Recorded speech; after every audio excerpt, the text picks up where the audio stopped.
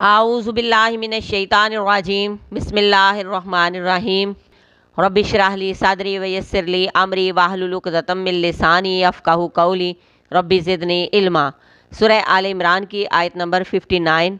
انا بے شک ماسالہ مثال عیسیٰ کی عند اللہ کے نزدیک کماسل آدم مانند مثال آدم کے ہے۔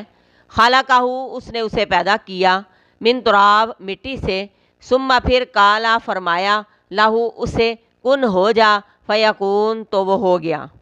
اعلان کر دیا گیا، واضح طور پر فرما دیا گیا کہ اے لوگو، عیسیٰ علیہ السلام کے بارے میں تم کسی بھی غلط فہمی کا شکار نہ رہنا۔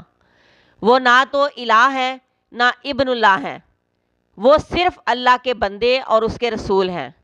انہیں تو اللہ تبارک و تعالیٰ نے نشانی بنا کر بھیجا ہے، اور تم نے انہی کے متعلق اپنا عقیدہ غلط کر لیا۔ وہ تو صرف ہدایت دینے آئے تھے، اور تم لوگوں نے انہی کی شخصیت اور مقام میں اختلاف کر دیا۔ انہیں نعوذ باللہ الہ بنا دیا، اللہ کا بیٹا بنا دیا، اور اپنے لیے گمراہی کا راستہ نکال لیا۔ عیسیٰ علیہ السلام کی مثال آدم کی مثال کی طرح ہے۔ اللہ تبارک و تعالیٰ نے آدم علیہ السلام کو بھی تو بن ماں اور باپ کے پیدا کیا تھا۔ عیسیٰ علیہ السلام کی تو ماں ہے تھی، وہ ماں کے بطن سے پیدا ہوئے تھے، لیکن آدم علیہ السلام بغیر ماں اور باپ کے پیدا کیے گئے اللہ کے حکم سے۔ ہم اللہ تبارک و تعالیٰ کی طاقت کا، اس کی قدرت کا اندازہ بھی نہیں لگا سکتے۔ جب یہ دنیا نہیں تھی، اللہ تبارک و تعالیٰ نے اس کائنات کو بنایا۔ اتنا بڑا آسمان اللہ کے حکم سے بنا، اور اس کے حکم سے ہی بغیر ستونوں کے کھڑا ہے۔ وہ رب اسے تھامے ہوئے ہے، وہ گرتا نہیں ہے۔ اتنی بڑی زمین اور اس زمین کے اندر کی تمام مخلوقات، تمام چیزیں سب اس رب کے حکم سے ہی پیدا ہوئی۔ وہی ان کا مالک ہے، رازق ہے۔ کل اختیارات بے شک میرے رب کے ہی ہیں۔